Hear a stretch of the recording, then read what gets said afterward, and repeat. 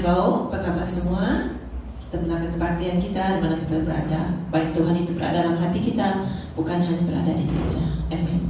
Mari siapkan hati kita, serahkan kita dalam doa agar kita sama-sama memuji menyembah Tuhan dengan penuh kuasa kudusnya. Mari kita sama-sama berdoa. Haleluya, Tuhan yang kekasih, Tuhan Yesus Kristus yang sanggup mati bagi kami di kerjaan di syurga. Ya Tuhan, pada pagi hari Tuhan, di mana saja kami berada, ya Tuhan, itu tidak penting Tuhan. Yang penting adalah hati kami yang rindu untuk menyembah Engkau Tuhan, rindu untuk memuji Engkau di mana-mana sahaja ya Tuhan. Saat ini Tuhan, kami membawa hati kami yang suci dan kudus ya Tuhan, untuk datang ke bait-Mu ya Tuhan, untuk memuji menyembah-Mu Tuhan. Kami ingin mengucap syukur ya Bapa. Kami ingin memperingati bahwa tugas kami adalah untuk melayani Engkau ya Tuhan. Dan saat pada pagi hari ini Tuhan, mohon urapan Tuhan turun saat ini, mengurapi kami ya Tuhan, yang hadir untuk kebaktian yang kami panggil sangat istimewa pada pagi hari ini Tuhan. Karena kami percaya Tuhan Yesus Kristus, Tuhan yang setia, yang sentiasa menjaga kami di mana saja kami berada, yang sentiasa bersama dengan kami. Ya Tuhan, terimalah Tuhan setiap apa yang kami berikan pada pagi hari Tuhan. Biarlah semuanya sebagai korban bakar baru dikerjakan di surga ya Tuhan. Oh haleluya Tuhan Yesus, kami siap untuk melayani Engkau. Di dalam nama-Mu Tuhan Yesus Kristus dengan doa dan mengucap syukur, kita katakan amin. Haleluya. Kita angkatkan pujian kita, datanglah ke bait-Nya. Mari kita sorak-sorai dan tepuk tangan bagi Tuhan di mana saja kita berada.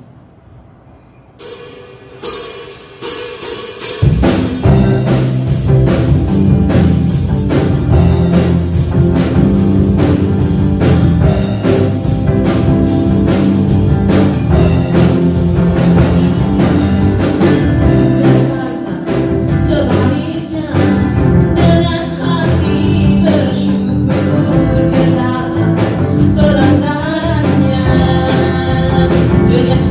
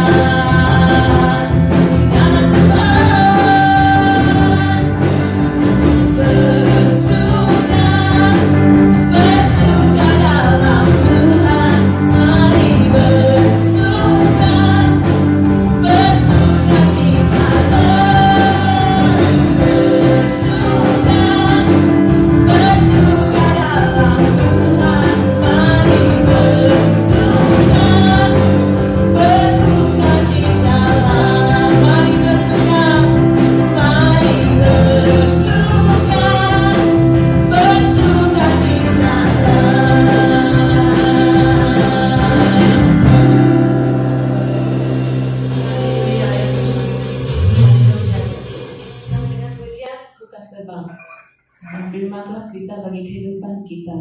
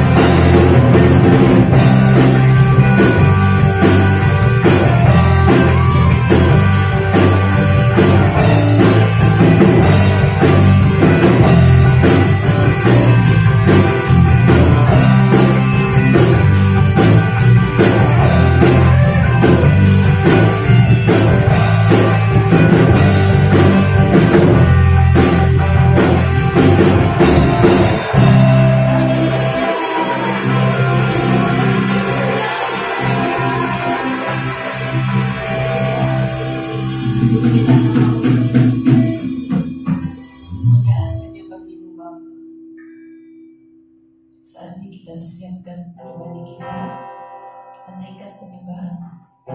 Engkaulah kedua Bangku. firman Tuhan. Semoga kekuatan bagi kehidupan kita.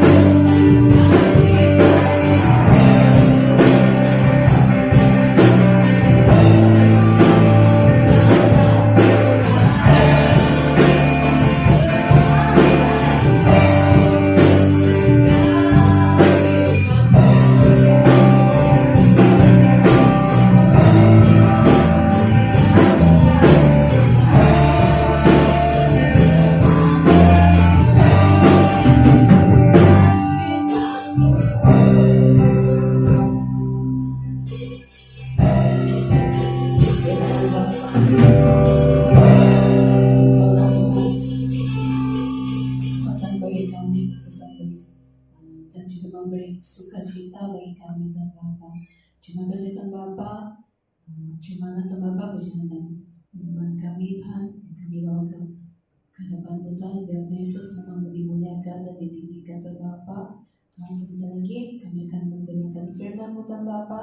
Kau pakai namamu Tuhan Bapa supaya menjadi segala berkat bagi kami Tuhan Bapa. Terima kasih Tuhan Yesus, ini doa kami dalam nama Tuhan Yesus kami berdoa. Amin.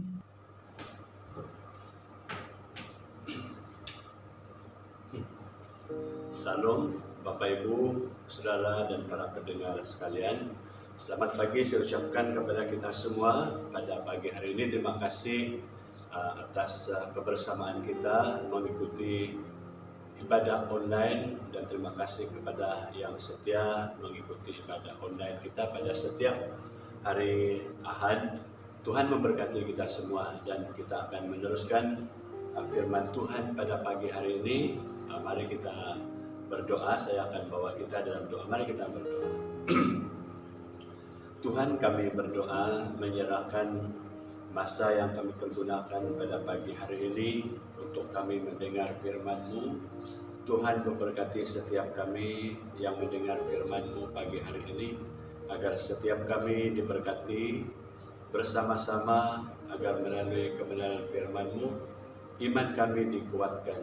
Terima kasih ya Tuhan, sertai dari awal sampai selesai, semuanya dapat berjalan dengan baik oleh karena penyertaan Tuhan. Pakailah hamba-Mu menjadi saluran berkat kepada setiap anak-anak Tuhan yang mendengar firman-Mu pada pagi hari ini. Dalam nama Tuhan Yesus kami berdoa. Amin.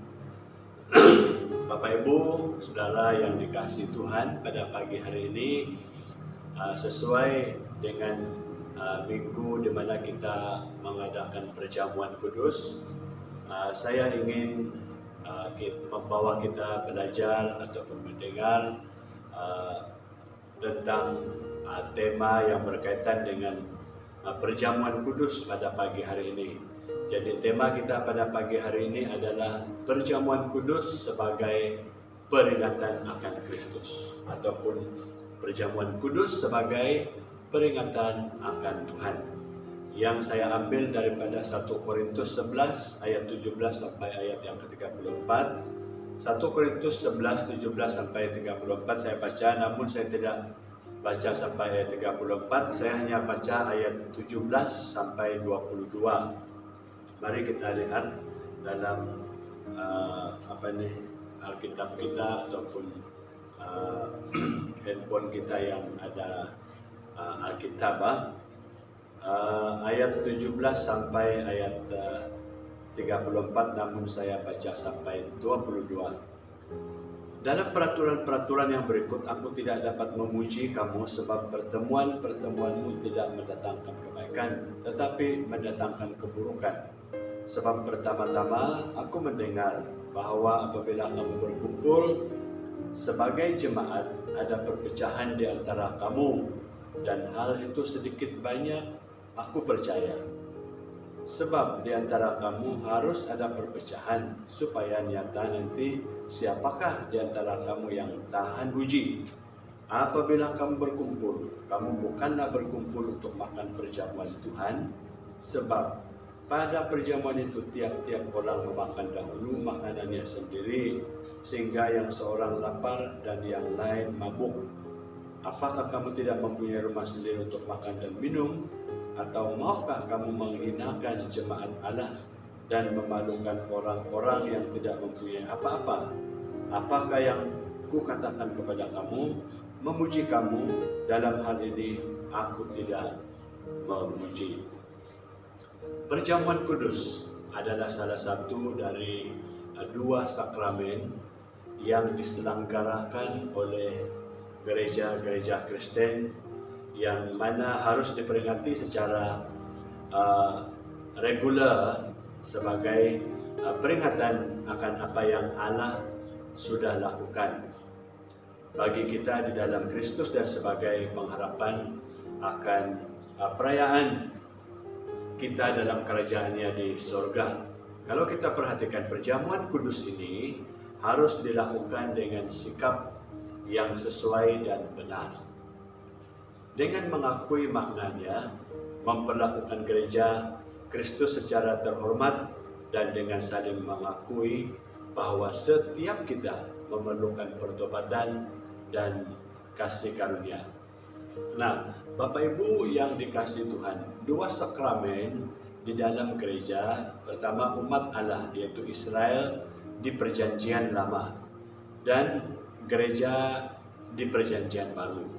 Kalau Perjanjian Lama umat Israel mempunyai dua macam sakramen. Nah, dalam Perjanjian Lama, tanda yang menunjukkan bahwa seseorang menjadi bagian umat Allah adalah dengan sunat. Okay? Tanda sunat ini sama dengan makna baptisan bagi orang Kristen yang percaya. Baik sunat maupun baptisan hanya boleh dilakukan satu kali seumur hidup. Okay? Demikian juga perayaan Paskah bagi orang Israel. Namun sekarang ini Paskah diperingati oleh seluruh orang Kristen melalui perjamuan kudus, sama seperti perayaan Paskah dilakukan pada setiap tahun. Setiap tahun kita merayakan Paskah ataupun Easter. Nah, perjamuan kudus dilakukan berulang kali oleh orang percaya. Oleh orang percaya. Nah, kalau kita perhatikan beberapa penyalahgunaan perjamuan kudus. Ada orang yang apapun halangan bila dia melihat, bila dia mendengar ada perjamuan kudus, dia berusaha untuk hadir, dia berusaha untuk datang supaya dia mesti mengambil bahagian dalam perjamuan kudus. Mari kita perhatikan penyalahgunaan dalam perjamuan kudus. Rasul Paulus dalam 1 Korintus 11:17-34 menyampaikan peringatan keras tentang cara atau sikap gereja Korintus, gereja Korintus yang melakukan perjamuan kudus. Sesama anggota jemaat di mana mereka saling berkelahi, mereka tidak mengerti makna perjamuan kudus yang sesungguhnya, dan mereka datang ke meja perjamuan tanpa mengakui dosa-dosa dalam hidup mereka. Mereka hanya mengambil itu, hanya tidak ada arti, mereka tidak tahu tujuannya mengapa mereka mengambil perjamuan kudus. Oleh sebab itu perjamuan Tuhan bukannya menjadi berkat, tetapi menjadi penghukuman. Dan jemaat menjadi sakit dan ada yang meninggal katanya jika kita meneruskan pembacaan teks yang telah dibacakan tadi. Nah, ini adalah penyalahgunaan dalam perjamuan, kesalahan dalam perjamuan kudus. Kesalahan dalam perjamuan kudus. Mereka tidak mengerti makna perjamuan kudus dan mereka datang ke meja perjamuan tanpa mengakui dosa yang mereka lakukan. Nah, perjamuan kudus yang benar adalah untuk mengoreksi kesalahan, untuk melihat, untuk mengoreksi kesalahan-kesalahan yang berlaku, yang seperti mana yang telah saya sentuhkan sebentar tadi. Paulus memberikan beberapa aturan bagi gereja Tuhan. Kalau kita baca teks ini, untuk mengambil bagian dalam perjamuan Tuhan secara benar, orang Kristen harus memeriksa diri, kata Paulus dalam bagian ini. Orang Kristen harus memeriksa diri mereka sendiri. Ini adalah cara kita menerima perjamuan kudus yang benar. Harus memeriksa diri mereka sendiri, baik pemahaman mereka akan perjamuan kudus dan juga sikap mereka sehari-hari.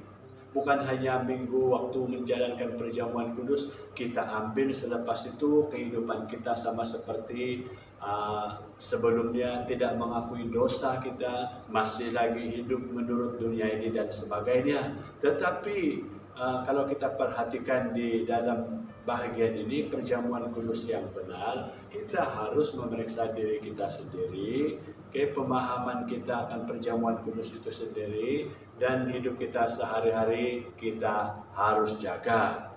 Mereka harus mengusahakan persatuan dengan tubuh Kristus sehingga mereka dapat makan bersama dengan Kristus dan gerejanya. Kalau kita lihat ayat seterusnya. Nah, jika perjamuan kudus dilakukan dengan cara yang benar seperti mana yang ditekankan oleh Paulus dalam bahagian ini, Allah akan mencurahkan berkat-berkatnya dengan menyatakan kehadirannya oleh Roh Kudus dan anugerahnya bagi semua penyembahnya.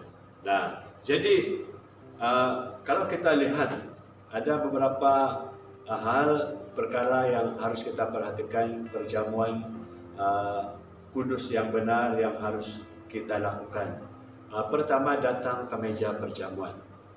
Pada bagian pembukaan dari perjamuan kudus, biasa kita lihat pelayan ataupun pastor mengundang semua orang percaya untuk datang menghadap meja perjamuan. Perjamuan ini terbuka kerana tidak dibatasi, karena tidak dibatasi oleh anggota gereja tertentu yang sebelumnya telah disahkan oleh pemimpin-pemimpin gereja.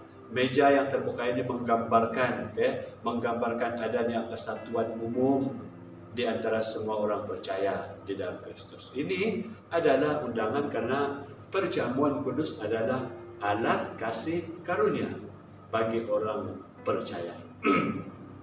Dengan mengambil bagian dalam perjamuan kudus, jiwa orang percaya dikuatkan, jiwa orang percaya dikuatkan dalam tindakan yang menyatakan kebenaran Injil Yesus.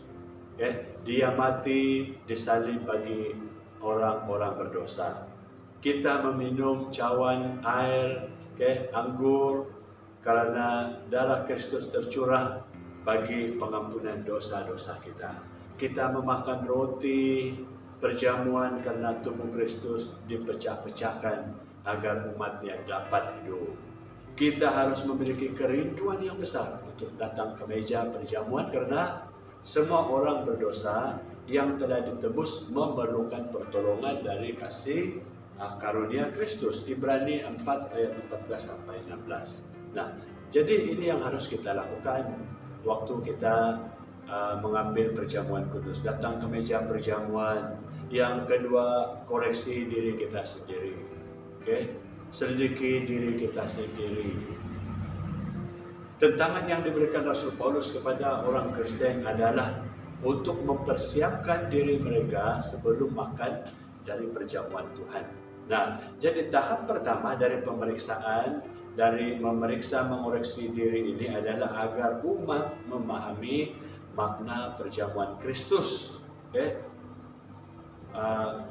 Tahap pertama, sekali lagi saya tekankan, tahap pertama dari mengoreksi diri ini adalah agar umat memahami makna perjamuan kudus dalam kaitannya dengan Injil. Beberapa orang beranggapan bahwa dengan menerima roti dan anggur, mereka masuk dan tetap tinggal dalam keselamatan kekal Allah. Nah, ini adalah kesalahan yang disebut sakramentalisme, sakramentalisme, yaitu di mana orang berpikir bahwa perjamuan kudus itu sendiri memberi keselamatan. Ada orang yang berpikir bila dia sudah mengambil bahagian dalam perjamuan kudus, minum air yang melambangkan darah yang Tuhan yang tertumpah, yang tercurah, roti yang melambangkan tubuh Tuhan, orang berpikir, wah saya sudah selamat. Dan ada yang berpikir seperti itu sebabnya ada anggapan apabila mengambil bagian dalam perjamuan kudus, memang orang berusaha walaupun sebelumnya dia tidak pergi ibadah, walaupun sebelumnya dia tidak melakukan apa yang dilakukan oleh firman Tuhan yang diperintahkan Tuhan. Namun apabila dia mendengar ada perjamuan kudus, dia akan berusaha.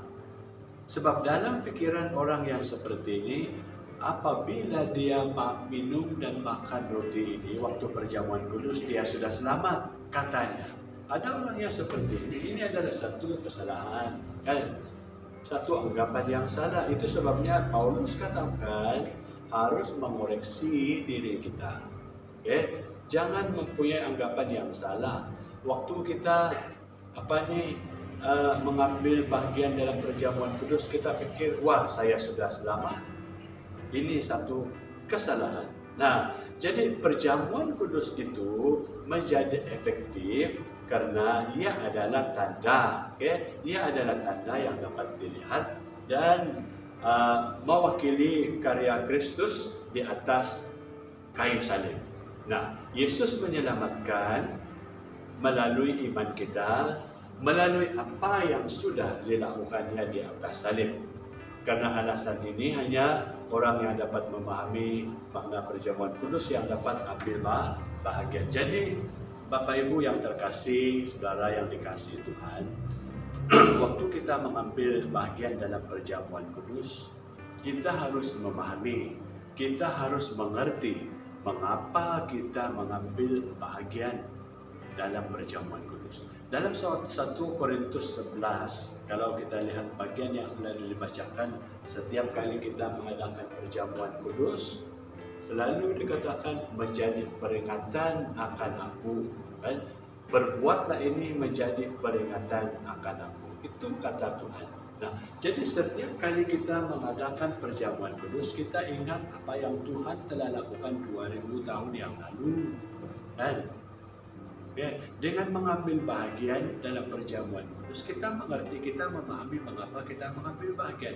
Wah, waktu kita mengambil bahagian dalam perjamuan kudus ini, kita tahu apa yang berlaku. Tuhan mati di atas kayu salib, menebus kita daripada segala dosa-dosa kita. Waktu kita melakukan mengambil bahagian dalam perjamuan kudus, kita ingat apa yang telah Tuhan lakukan. Dan ini yang seharusnya kita faham mengapa kita melakukan perjamuan kudus, mengapa kita mengambil bahagian dalam perjamuan kudus. Nah, untuk itulah Paulus menekankan dalam bahagian ini supaya kita mengoreksi diri kita sendiri. Dan yang seterusnya, singkirkan ragi. Singkirkan ragi. Kalau kita lihat ragi dalam perjanjian lama adalah simbol, simbol dosa. Ragi dalam perjanjian lama selalu disentuh dalam perjanjian lama adalah simbol dosa. Ketika bangsa Israel keluar dari Mesir, mereka harus menghilangkan semua ragi dari rumah mereka. Dengan cara yang sama, Paulus memerintahkan orang percaya di Korintus untuk menghilangkan ragi yang lama, ragi keburukan dan kejahatan, dan menggantikannya dengan roti yang tidak beragi, yaitu kemurnian dan kebenaran. Ini sebenarnya yang dimaksudkan. 1 Korintus 5 ayat yang ke-8. Nah, jadi aspek inti dari pemahaman yang benar tentang perjamuan kudus adalah agar kita meninggalkan semua praktik dan tindakan kita yang berhubungan dengan dosa. Khususnya hal-hal yang menyebabkan konflik di dalam umat Allah. Kita sendiri paham, kita sendiri mengerti, kita sendiri tahu apa itu konflik. Sesuatu konflik yang menimbulkan perpecahan adalah sesuatu perkara yang dibenci oleh Tuhan, yang tidak boleh berlaku dalam gereja, yang tidak boleh berlaku di kalangan orang yang percaya kepada Tuhan. Bapak, Ibu, Saudara, jemaat yang Tuhan Yesus kasihi, kalau kita perhatikan dalam teks ini, kita harus singkirkan lagi dosa yang ada dalam diri kita, dosa lama, dosa yang telah kita lakukan dalam kehidupan kita, harus singkirkan, harus tinggalkan semuanya. Tanggalkan dosa itu. Itu hanya merintangi kecepatan kita untuk berlomba di dalam dunia ini. Nah, jadi cara yang betul dalam kita mengambil perjamuan kudus, kita harus singkirkan lagi. Dalam arti kata di sini dosa yang ada di dalam diri kita. Lalu yang seterusnya berdoa. Waktu kita mengambil perjamuan kudus, kita harus berdoa. Berdoa bagi diri sendiri agar setiap kali kita masuk ataupun mengambil bagian dalam perjamuan kudus, hati kita sudah siap. Dan saya percaya waktu kita tahu bahwa minggu ini kita menjalankan perjamuan kudus, memang kita sudah berdoa jauh sebelumnya. Kita sudah berdoa supaya kita sungguh-sungguh siap untuk menerima mengambil bagian dalam perjamuan kudus, mengakui dosa kita, mengaku kesalahan kita, mengaku apa yang telah kita lakukan yang tidak berkenan kepada Tuhan. Berdoa, katanya, berdoa bagi diri kita sendiri supaya kita memiliki hati yang sungguh siap. Berdoalah juga bagi gereja, bagi gereja kita, jemaat kita, orang-orang percaya, sehingga umat yang percaya, sebagai umat percaya kita bersatu untuk membuang semua ragi. Sebagai satu gereja, kita bersatu untuk membuang semua ragi. Itu yang harus kita lakukan dan bertumbuh dalam kasih yang sejati satu akan yang lain, sebagaimana yang telah diperintahkan Kristus kepada kita, Yohanes 13:34 sampai 35. Jadi pertanyaan untuk saya dan Anda semua pada pagi hari ini, apakah saudara benar-benar menerima Injil sebagaimana yang didemonstrasikan di dalam perjamuan Tuhan? Apakah saudara, apakah Anda benar-benar menerima Injil sebagaimana yang telah kita lakukan, yang telah kita buat di dalam perjamuan Tuhan? Setiap kali kita mengambilnya, setiap kali kamu mengambilnya, melakukannya, kata Tuhan, menjadi peringatan akan aku. Nah, jadi kalau kita lihat di sini, apakah kita benar-benar sudah menerima Injil? Bagaimana saudara mempersiapkan diri menyambut perjamuan kudus? Pertanyaannya, apakah ada praktek-praktek dalam kehidupan kita yang kita tahu tidak sesuai dengan kehendak Allah? Sedarkah kita? Apakah kita sedar dalam kehidupan kita sehari-hari kita tahu kita telah melakukan sesuatu yang tidak berkenan kepada Allah? Ini pertanyaan untuk kita jawab di dalam hati kita masing-masing. Lalu yang ketiga, bagaimana hubungan saudara, bagaimana hubungan kita di gereja di mana kita berada? Kita dipanggil untuk membawa damai dengan semua orang, dengan saudara seiman kita. Pastikan bahwa tidak ada kepahitan. Pastikan bahwa tidak ada kepahitan, tidak ada cemburu, iri hati, atau kejahatan dalam hati yang menghambat kita untuk menerima berkat-berkat dari meja perjamuan kudus. Itu sebabnya sebelum kita menerima perjamuan kudus, berdoa, mengakui dosa kita di hadapan Tuhan. Jemaat dan saudara-saudari yang dikasihi Tuhan, daripada melakukan kejahatan, carilah cara bagaimana kita dapat menunjukkan anugerah bagi mereka yang sudah berdosa terhadap saudara. Sebab kasih menutupi banyak sekali dosa. Efesus 4 ayat yang ke-8. Oleh itu, Bapak Ibu jemaat yang Tuhan Yesus kasihi, perjamuan kudus yang kita lakukan adalah sebagai peringatan akan Kristus, akan apa yang Tuhan telah lakukan, apa yang Tuhan telah lakukan terhadap kita manusia yang sepatutnya dihukum. Namun oleh karena kasih-Nya, Dia telah mati dan bangkit untuk kita semua, menebus segala dosa-dosa kita. Untuk itulah, waktu kita menghadap perjamuan kudus, jangan kita salah dalam mengambil perjamuan kudus. Tetapi dikatakan dalam firman Tuhan yang telah kita pelajari bersama pada pagi hari ini, perjamuan kudus yang benar adalah datang ke meja perjamuan, menghadap meja perjamuan dengan hati yang tidak ada dendam, iri hati, kepahitan, dan sebagainya. Harus mengoreksi diri kita sendiri, mengakui dosa kita, dan singkirkan lagi, katanya, kan? Singkirkan lagi dosa yang ada di dalam hidup kita. Dosa itu harus ditinggalkan. Singkirkan semua ragi itu dan berdoa. Ini yang harus kita lakukan waktu kita menghadap perjamuan kudus. Jadi Tuhan memberkati kita semua pada pagi hari ini, agar biarlah melalui firman Tuhan yang telah kita dengar bersama, setiap kita diberkati. Mari kita berdoa.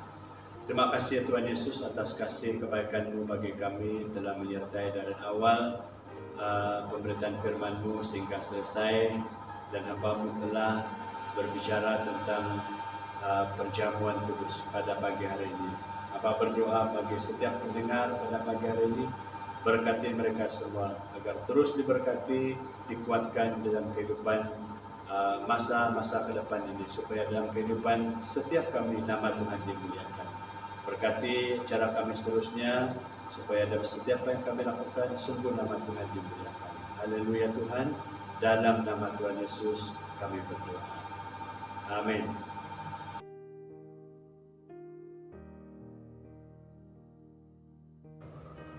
Kita meneruskan ibadah kita pagi hari ini dengan upacara perjamuan kudus pada pagi hari ini. Jadi saudara-saudari yang dikasihi di dalam nama Tuhan kita Yesus Kristus, pada pagi ini kita akan menjalankan perjamuan kudus, dan saya percaya kita semua sudah bersedia untuk turut serta dalam mengambil bagian di dalam perjamuan kudus pada pagi hari ini, seperti mana firman Tuhan yang telah kita dengar bersama pada pagi hari ini. Dalam Injil Lukas 22 ayat 15-20 saya baca untuk kita. Katanya kepada mereka, "Aku sangat rindu makan Paskah ini bersama-sama dengan kamu sebelum aku menderita, sebab aku berkata kepadamu, aku tidak akan memakannya lagi sampai ia beroleh kegenapannya dalam kerajaan Allah." Kemudian ia mengambil sebuah cawan, mengucap syukur, lalu berkata, "Ambillah ini dan bagikanlah di antara kamu, sebab aku berkata kepada kamu, mulai dari sekarang ini, aku tidak akan minum lagi hasil pokok anggur sampai kerajaan Allah telah datang." Lalu ia mengambil roti, mengucap syukur, memecah-mecahkannya dan memberikannya kepada mereka. Katanya, "Inilah tubuhku yang diserahkan bagi kamu, perbuatan ini menjadi peringatan akan aku." Demikian juga dibuatnya dengan cawan sudah makannya, berkata, "Cawan ini adalah perjanjian baru oleh darahku yang ditumpahkan bagi banyak orang." Dan kita boleh lihat juga dalam 1 Korintus 11 ayat 23 sampai ayat 32, ayat yang selalu dibacakan untuk kita. Nah, jadi saudara yang dikasihi Tuhan, jemaat yang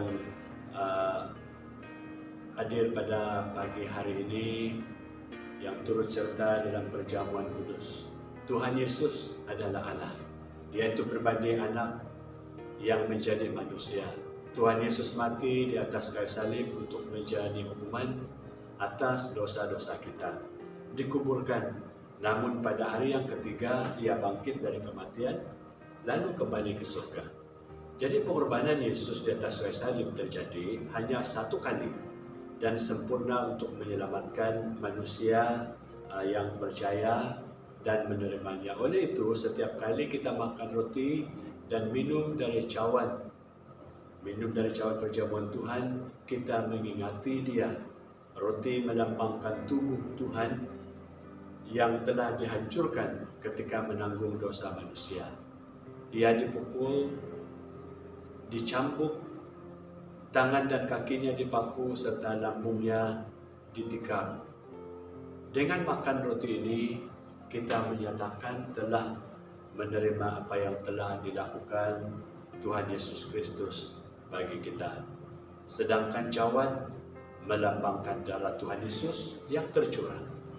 Tanpa penumpahan darah, tidak ada pengampunan dosa. Dalam kitab suci, bahkan dalam kehidupan berbagai suku bangsa di dunia ini, terdapat kesadaran bahwa manusia berdosa tidak layak menghampiri Allah yang suci.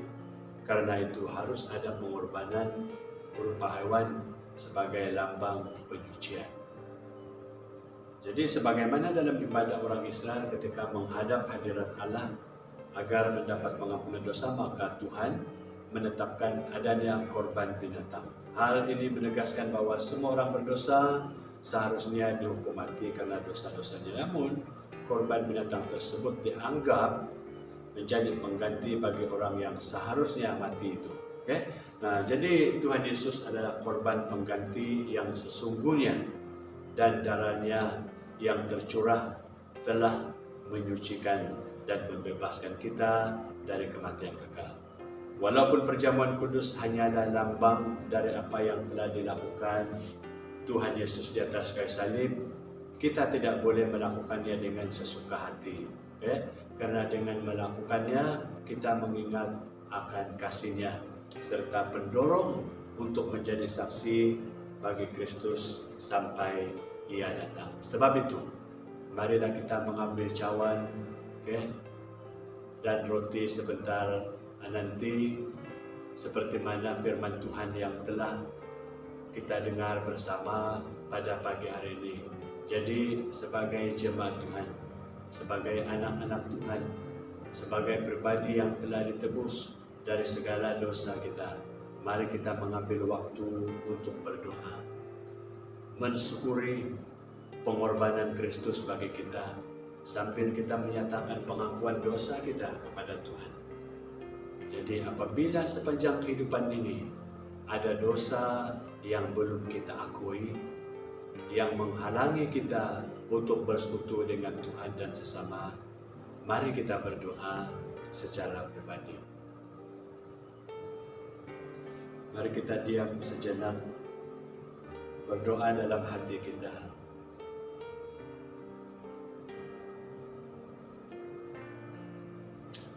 Haleluya. Para jemaat dan saudara-saudari, roti dan cawan akan dibagikan dalam keadaan kita beribadah di rumah. Mari kita siapkan roti dan cawan, air, dimanapun kita berada, baik bersama keluarga, baik kita seorang diri di rumah kita masing-masing. Kita ambil roti, kita sediakan air, cawan, dan kita akan tunggu arahan daripada saya agar kita dapat makan dan minum bersama-sama. Jadi bagi saudara-saudari yang mungkin mengikuti ibadah ini, ibadah online ini daripada denominasi atau gereja lain, tetapi telah mengikuti sakramen ini di gereja di mana gereja asal saudara, kami juga berharap dan saya juga berharap agar saudara-saudari dapat mengambil bahagian dalam perjamuan kudus pada pagi ini sebagai tanda kesatuan tubuh Kristus. Namun bagi saudara yang belum dibaptis, sebagaimana yang telah diamanatkan Tuhan Yesus Kristus, yang telah dinyatakan dalam amanat agung, diharapkan agar tidak mengambil bagian sampai saudara dan saudari dibaptiskan. Jadi kita akan sama-sama mengambil roti. Kita sama-sama ambil roti. Kita angkatkan bersama-sama pegang roti.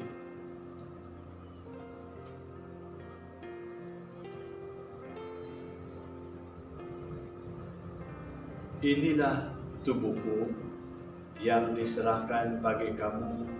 Perbuatlah ini menjadi peringatan akan aku. Mari kita makan bersama-sama.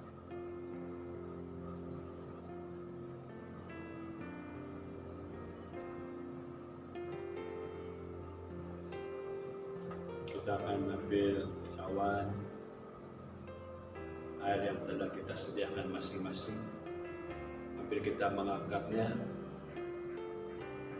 Tuhan Yesus berkata, cawan ini adalah perjanjian baru yang dimeteraikan oleh darahku.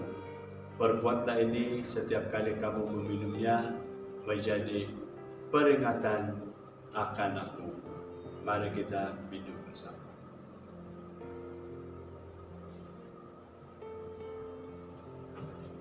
Haleluya Tuhan Yesus. Haleluya. Sesungguhnya Engkau Allah Tuhan kami yang luar biasa. Sesungguhnya Engkau Allah kami yang sangat mengasihi kami ya Tuhan. Daripada manusia yang sepatutnya dihukum, menjadi manusia yang diselamatkan. Semuanya adalah oleh karena pengorbanan-Mu di atas kayu salib ya Tuhan Yesus. Terima kasih atas pengorbanan-Mu. Terima kasih atas apa yang Tuhan telah lakukan untuk kami manusia yang berdosa. Kami mengaku manusia yang berdosa. Pagi hari ini, sungguh firman-Mu menguat kami.